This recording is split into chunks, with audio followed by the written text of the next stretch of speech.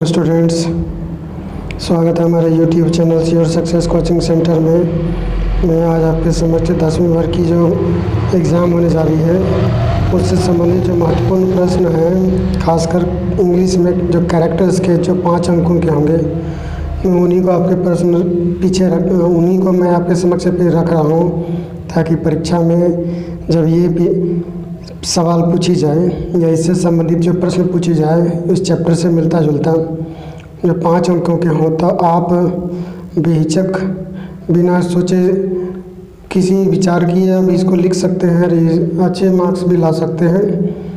तो सबसे पहले इसके लिए ज़रूरी ये हो जाता है कि आपको इसका जो कंसेप्ट है वो क्लियर करना होगा, और कंसेप्ट क्लियर करने के बाद आपको इसकी की स्टोरी मेन लाइन स्टोरी जो है वो क्लियर करनी होगी, और जब ये क्लियर हो जाएगी तो आप परीक्षा में स्कोर अच्छे कर सकेंगे। तो इसको करने से पहले आपको ये जानना होगा कि आपकी जो एग्ज़ाम है वो सब्जेक्टिव और ऑब्जेक्टिव दोनों होंगे, और आपको दोनों पे फोकस करना होगा, ऑब्जेक्टिव भी और सब्जेक्टिव भी।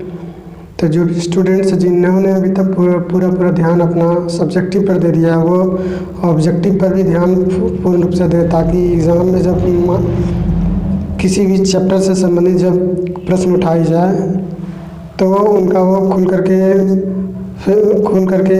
हल कर सके और एग्ज़ाम में अच्छे मार्क्स स्कोर कर सकें। तो सबसे पहले चलिए, जो भी स्टूडेंट्स इस चैनल से जुड़े हैं और जिन्होंने अभी तक हमारे चैनल को सब्सक्राइब नहीं किया है, चैनल को सब्सक्राइब कर लें, वीडियो को लाइक कर दें, ताकि वीडियो की नोटिफिकेशन आप तक पहुंचती रहे।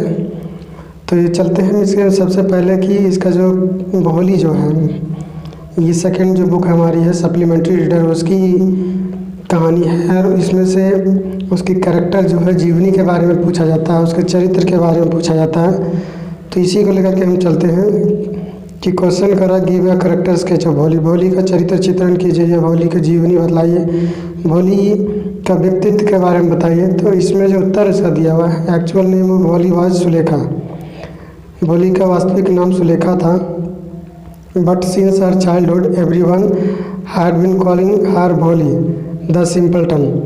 लेकिन उसको लोग सामान्यतः जो लोग हैं उसको भोली कहते थे। इसका कारण ये था कि वो बहुत सादगी से रहती थी, और कहा भी जाता है समाज में जो लोग बहुत चुप रहते हैं, बहुत स्वभाव से सीधा होते हैं, सीधे किस्म के लोग को भोला कहा जाता है, लड़कों को, और लड़कियों को भोली कहा जाता है।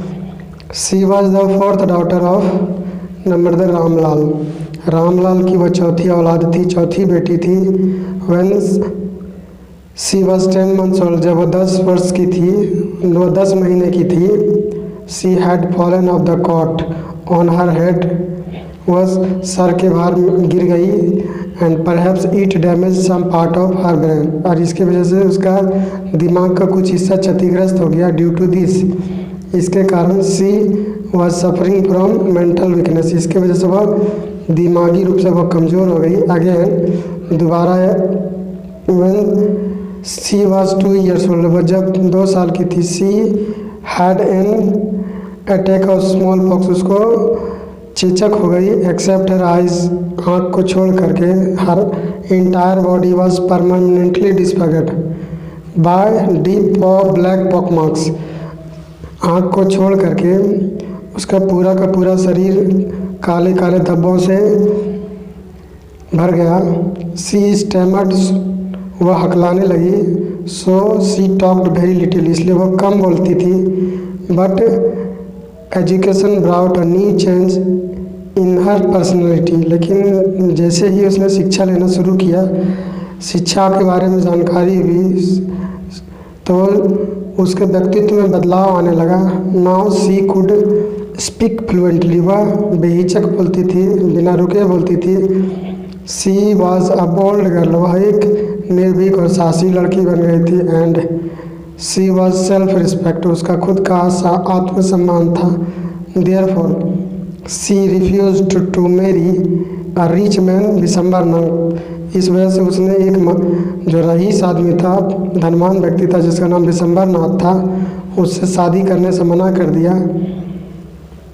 इसके बाद आगे जो दिया गया है उसको हम देखते हैं कि she was a parent loving girl, वह अपने माता पिता को प्यार करने वाली लड़की थी। And hence she decided to stay with her parents to look after their old age, इसलिए उसने अपने माता पिता के साथ रुकने का फैसला लिया ताकि वह उनके बुढ़ापे में वह उसके हेल्प कर सके, उनकी देखभाल कर सके। तो ये भोली का जो चरित्र चित्रण था ये मैंने आपके समक्ष रखा। तो जो भी एग्ज़ाम से संबंधित जो प्रश्न होंगे मैं कोशिश करूँगा ज़्यादा से ज़्यादा आपके समक्ष लाने का, इसलिए इस वीडियो को आप ज़्यादा से ज़्यादा अपने दोस्तों में शेयर करें और उनको भी इसकी जानकारी दें ताकि वे भी इसके माध्यम से अपनी जो ज़रूरत के हिसाब से उनको भी ये जानकारी मिल जाए ताकि एग्ज़ाम में वो भी अच्छे नंबर ला सकें। धन्यवाद।